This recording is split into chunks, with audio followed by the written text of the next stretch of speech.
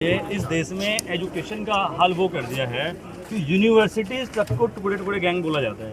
मतलब जेएनयू इतना प्रेस्टिजियस और यूनिवर्सिटी है, उससे भी लोगों को दिक्कत है ऑनलाइन। अच्छा ये बताओ, जिससे सरकार न चल पाए हाँ या नाच न जाने तो आंगन टेढ़ा वाली कहावत तो सुनी होगी ना। सुनिए तो तो जिसको नाचने नहीं आ रहा तो आंगन तो टेढ़ा बताएगा ही। वो जेएनयू को टुकड़े टुकड़े बताएगा, वो डीओ को टुकड़े टुकड़े बताएगा, वो आंदोलन करने वालों को टुकड़े टुकड़े बताएगा, आंदोलन जीवी बताएगा, कुछ भी बताएगा। और अगर उनको ज़्यादा चुभने लगेगा तो वो देशद्रोही बताएंगे। जैसे अभी हमारे देश के प्रतिष्ठित जो सबसे पावरफुल व्यक्ति होता है वो सुप्रीम कोर्ट का जज होता है, चीफ जज। उसने बोल दिया कॉकरोच, कीड़ा मकोड़ा। तो ये इनकी मानसिकता है ना, ये मानसिकता ठीक नहीं है। तो एक बात बताइए, भाषण तो मोदी जी भी देते हैं, भाषण राहुल गांधी के भी होते हैं, चलो ठीक है टीवी पे नहीं आते, यूट्यूब पे तो आते ही होंगे। हाँ जी। भाषण अरविंद केजरीवाल के भी आते हैं, अभिजीत दिप्के के भी ऑनलाइन आते हैं। हाँ। अब अगर ज्यादा संख्या नरेंद्र मोदी को फॉलो कर रही है तो इसमें किसकी गलती है? वो तो आदमी चाहे, कोई भी आदमी वो चाहेगा मुझे ज्यादा से ज्यादा फॉलोवर मिले। तो अगर राहुल गांधी को लोग कम फॉलो कर पा रहे हैं, अभिजीत दिप्के को कम फॉलो कर रहे हैं, तो इसमें कहाँ पे चूक रहे हैं हम लोग? देखो सर वो तो फेक है सारे, मोदी जी के तो हैंड्स प्रूव्ड है फेक है। आप कभी भी आप चेक कर लेना सर, 30% 40% कंप्लीटली फेक है। वो जितने भी कमेंट करते हैं बीजेपी वाले हमारी पोस्ट पे, आपकी पोस्ट पे, आप कभी उनका अकाउंट खोलना, वो 10 दिन 12 दिन पुराना अकाउंट है, उसने 2000 पोस्ट डाल रखी है, 4 फ्रेंड है। आप हैंड्स चेक करो, उसको फैक्ट चेक करो, that is all completely fake. ये पूरा इन्होंने ना एक वो बना दिया, एक मीडिया को ना उसको खरीद लिया, नेशनल को सोशल मीडिया में अपने घुसा दिया। इतने डाउटफुल होके देश में कैसे रहेंगे? मतलब कोई भी काम हम कह देते हैं कि खरीदा हुआ है, इनके साथ ही दूर होगी, इनके रहते हुए डाउट दूर नहीं होगी। थोड़ा देखो सर, एक तो नहीं सर, मैं बात समझता हूँ, मेरे बात समझिएगा, मैं बात समझिए। आप मत भरोसा कीजिए नरेंद्र मोदी पे, आपको कॉन्स्टिट्यूशन पे थोड़ा भरोसा रखना ही पड़ेगा। उसके बिना लीप ऑफ फेथ हम बच्चों को कॉकरोच बुला रहे हैं, तो उसी का तो प्रोटेस्ट है ना सर। कोई नहीं है। देखिए मैं आपको एक बात बता रहा हूँ, सबसे पहले तो अपना कॉन्सेप्ट क्लियर करिए जी। प्रॉब्लम ना सुप्रीम कोर्ट की है, ना जेएनयू की है, ना सरकार की है, प्रॉब्लम इंसान की है, उसके मनसा की है। जो भी व्यक्ति किसी पद पे बैठा है चाहे वो पीएम हो, चाहे सीएम हो, चाहे चीफ जस्टिस हो, चाहे राष्ट्रपति हो, उसके विवेकाधिकार पे डिपेंड करता है कि उसकी सोच कैसी है, उसकी नीयत कैसी है। आज अगर आप आज के राजनीति की तुलना अब्दुल कलाम साहब से, लाल बहादुर शास्त्री से, मनमोहन सिंह जी से, वल्लभ पटेल से, मनमोहन सिंह जी से करते हैं तो ये बेवकूफ़ी हमारी आपकी है जी। आज का जो नेता है, आज जो सत्ता पे बैठा है, वो 50,000 1 लाख करोड़ 20,000 करोड़ का आदमी है। वो अपने बच्चों को सेट कर रहा है, उसका एक मोटो बन चुका है। आप उससे अगर देशभक्ति की उम्मीद करते हैं तो ये हमारी आपकी गलती है। हम आवाज उठा रहे हैं कि हम बात कर रहे हैं जेएनयू की, मतलब उससे नहीं है। हम उम्मीद कर रहे हैं सुप्रीम कोर्ट से, मतलब उससे नहीं है। सुप्रीम कोर्ट का चीफ जस्टिस है, उसके अपने बेटे को सेट करना है, उसके बेटे की टांग अड़ी हुई है, उसके बेटे का दुबई में व्यापार है। आप बात कर रहे हैं कि हाई कोर्ट के चीफ जस्टिस की, उसके बेटे का गल्फ कंट्रीज में व्यवसाय है, वो डिपेंड करता है सरकार पे। आज वो नेता नहीं है जो खाली है शरीर से, उनका शरीर रुपए के नोटों से लदा हुआ है, उनके शरीर पे हजारों एलिगेशंस लदे हुए हैं। वो चाह के भी कोई अच्छा काम नहीं कर सकता, वो चाह के उसके शरीर का वजन ज्यादा है। पहले जैसे हम लोग के बुजुर्ग कहते थे कि सफर में वजन जितना ही कम होगा सफर उतना ही आसान होगा, लेकिन आज हमारा सफर बहुत मुश्किलों भरा है। अभी देखिए, आप छोटी छोटी बातें आपको बता रहे हैं। अभी तेल की बात आई, तमाम लोगों ने साइकिल पे फोटो खिंचाई, तमाम लोगों ने बाइक पे फोटो खिंचाई, तमाम लोगों ने कार में फोटो खिंचाई। कार यहाँ रुक गई, उसके आगे फिर 200 गाड़ियों का काफिला चल रहा है। अरे जनता ही बेवकूफ है। हर आदमी चाहता है भगत सिंह पैदा हो, चंद्रशेखर आजाद पैदा हो, बगल वाले घर में पैदा हो। ये अगर आप इन नेताओं से ये उम्मीद रखते हैं कि यहाँ पे भूख हड़ताल करने से नेता बदल जाएंगे, नहीं बदल जाएंगे। जब तक वो मारे नहीं जाएंगे, जब तक भगत सिंह वाली भक्ति देश में नहीं आएगी, चंद्रशेखर आजाद वाली भक्ति नहीं देश आएगी। अरे अंग्रेजों से कई गुना ज्यादा इन नेताओं ने लूटा है, अंग्रेजों से कई गुना ज्यादा इन नेताओं ने लूटा है, हमको रोज लूट रहे हैं। ये बताइए, इसी देश में आपने सुना होगा कि 1 लाख करोड़ का घोटाला हुआ, 50,000 करोड़ का घोटाला हुआ, वो शान से तिरंगे झंडे में लपेट के उनके परिवार के लोग जा रहे हैं। क्या किया इस देश के लोगों ने बताइए? उनके साथ भी लाखों लोग खड़े हैं। वो लाखों लोग कहां के हैं? आपके पास कितने लोग खड़े हैं? यही महाराष्ट्र में कई ऐसे नेता थे जिनके पास 60,000 करोड़ के सिंचाई घोटाले के आरोप चल रहे थे। मोदी जी ने, अमित शाह ने अपने कई बार भाषणों में नाम लिया कि नहीं लिया? आज उनके साथ लाखों लोग खड़े हैं। आज उनके पास कई करोड़ वोटरों का साथ है। आपके साथ कितने लोगों का साथ है? हमारे साथ कितने लोगों का साथ है? मैं गलत तो नहीं कह रहा हूं? तो जब तक इंसान नहीं बदलेगा, भ्रष्टाचार भ्रष्टाचार है। अभी कुछ साथी हमारे कह रहे थे कि एजुकेशन पे ही केवल बात करिए। भ्रष्टाचार भ्रष्टाचार है। किडनी बेची जा रही है, लीवर बेचा जा रहा है, जिस्मों का प्रत्यारोपण हो रहा है। बताइए कौन सा पैसा है इस भारतवर्ष में जिसमें गिरावट नहीं आई है? मुझे बताइए। नेतागिरी सबसे ज्यादा, क्योंकि उसमें पावर सबसे ज्यादा है, उनका जमीर उसमें गिर गया, ताकत सबसे ज्यादा है। उनका जमीर गिर गया। बताइए, एक आदमी अपने एफिडेविट में लिखता है कि मेरे पास अभी कल मैं प्रिंट मीडिया में न्यूज़ देख रहा था कि एक नेता का, चूंकि हम अभी कुछ भाइयों ने कहा कि नेताओं का नाम नहीं लेना है, पार्टी का नाम ले लेना। उसने कहा जब मुझे टिकट मिला मेरे पॉकेट में 200 रुपए थे। आज उसके पास 50 करोड़ की गाड़ी है, उसके आसपास जनता नहीं है। क्या किया जनता ने? अरे साले आग लगा दो ऐसी गाड़ियों को, आग लगा दो ऐसे आदमी को, तब तो मैं मानूं कि सचमुच हमारा विरोध है। तब तो मैं मानूं सच में हमारा विरोध है। ये तो तरीका नहीं रह जाएगा। खैर, आग लगाना ये तो बिल्कुल मैं सपोर्ट में नहीं इस चीज के।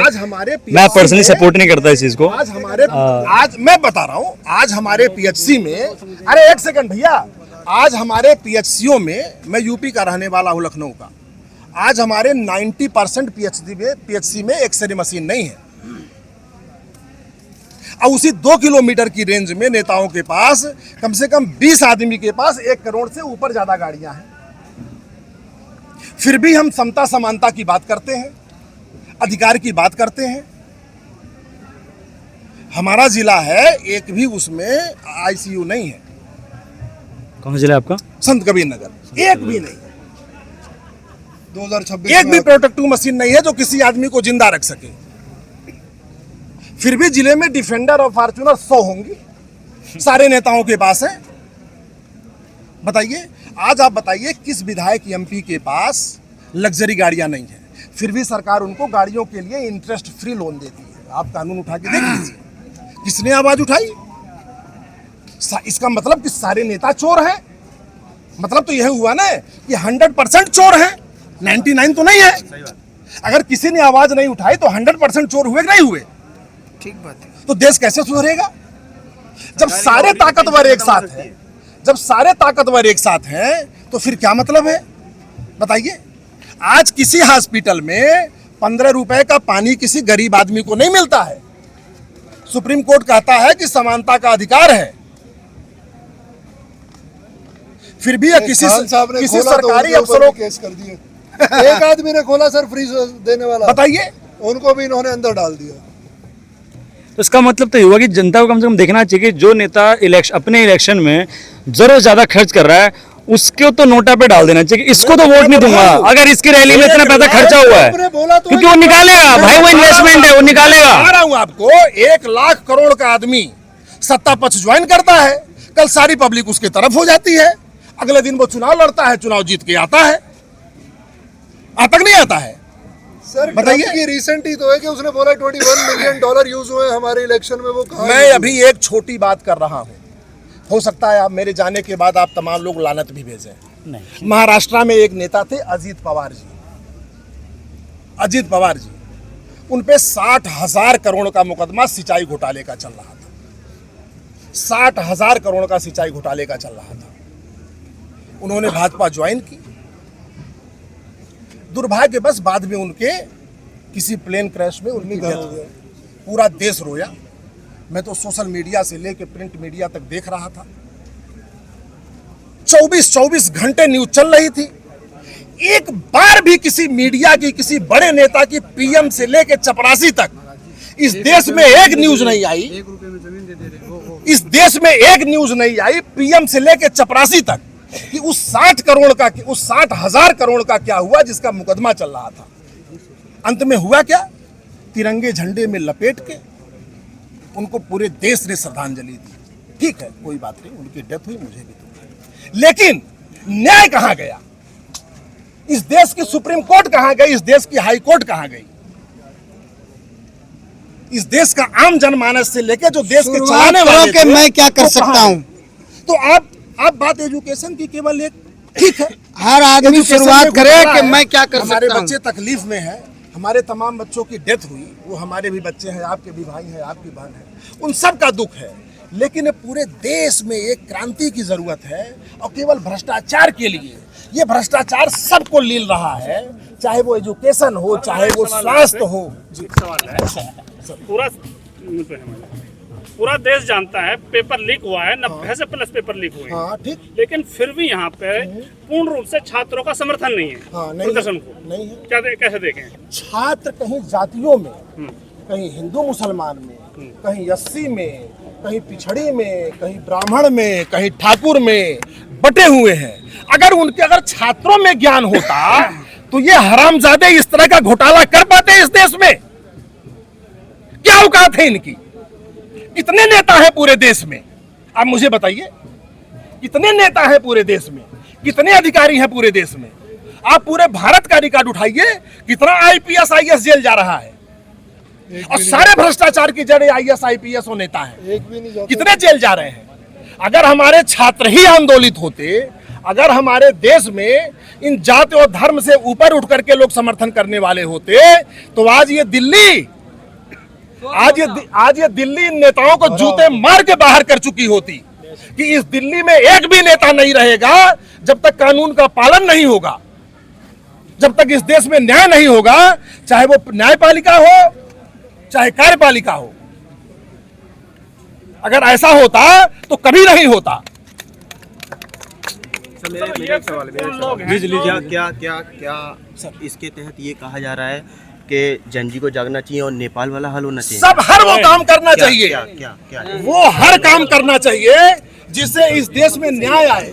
आम आदमी को उसके जीने का अधिकार मिल सके, आम आदमी को मोटरेबल रोड मिल सके, आम आदमी को शिक्षा का अधिकार मिल सके, आम आदमी को स्वास्थ्य का अधिकार मिल सके। इसके लिए जो कुछ भी करना चाहिए। आज भी हमारे देश में देखिए, सांप और चूहे खा के लोग, मैं एक बात क्लियर करूंगा, ये देश वही देश है जिसने गांधी जी के विचारों पर देश आज़ादी हासिल की है। तो मैं तो किसी भी तरीके की वायलेंस का सपोर्ट नहीं करता। ये पीसफुल प्रोटेस्ट है, नेताओं को भी हमें पीसफुल प्रोटेस्ट तरीके से ही जगाना होगा। और मैं बिल्कुल भी नहीं सपोर्ट करता, मेरा पर्सनल विचार है, आप लोग अलग हो सकते हैं, मैं किसी भी तरह के वायलेंस को सपोर्ट नहीं करता, और मैं किसी भी तरीके से नहीं चाहूंगा कि किसी पे भी अटैक किया जाए। गांधी जी ने तो कहा था, अगर मेरे को एक गाय का समाज, शांतिप्रिय तरीके से किसी को उसके पद से हटा सकते हैं कि नहीं हटा सकते? ये मेरे अपने विचार हैं। आप यहाँ से कार्यालय देखिए, ठीक है, ये मेरे विचार हैं, आप एग्री करें ना करें, मैं सपोर्ट नहीं करता किस तरह। माय डियर, अगर कोई भ्रष्टाचारी है, हम पूरा देश मिलकर आवाज उठा सकते कि नहीं उठा सकते? अगर आप चोर हैं तो पूरा देश ये कह सकता नहीं कह सकता कि आप चोर हैं? यहाँ की हालत सबको दिख रही है आज। चलिए सर, थैंक यू। आज का डिबेट काफ़ी शानदार रहा और बहुत बढ़िया बातें निकल के आई हैं। उम्मीद करते हैं बहुत अच्छे लोग जुड़े हमारे साथ और कुछ पॉजिटिव चीज़ें निकल के आएंगी और बिल्कुल और अपनी विचार रख सकें। यही शायद हमें अधिकार देता है देश। तो शायद ये देश इतना बुरा भी नहीं है, क्योंकि अगर हम ये बातें दिल खोल के कह सकते हैं तो देश में कुछ तो उम्मीद। हम दुआ करते हैं। देश कहाँ अच्छा है यार? 80 करोड़ लोग तो भीख मांग रहे हैं यार।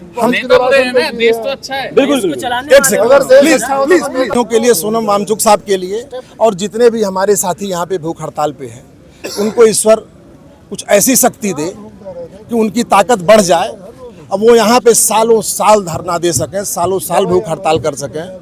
मैं उनके सुख और स्वास्थ्य की कामना करता हूँ कि ईश्वर उनको शक्ति दे, उनको कोई भी हानि ना पहुँचे, इन दलाल और चोर नेताओं के बददुआओं का कोई असर उन पे ना हो। Sir, thank you, thank you. चलिए हो गया।